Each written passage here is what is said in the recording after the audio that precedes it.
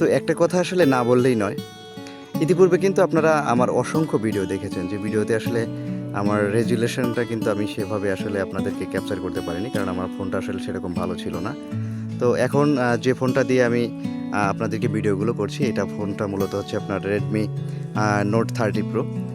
আর এই ফোনটা কেনার পিছনে সবচেয়ে বড় অবদান আমার খুব ঘনিষ্ঠ একজন বন্ধু মানুষের, যার নামটা আমি পাবলিশ করতে পারছি না, কারণ তার অনুমতি নাই।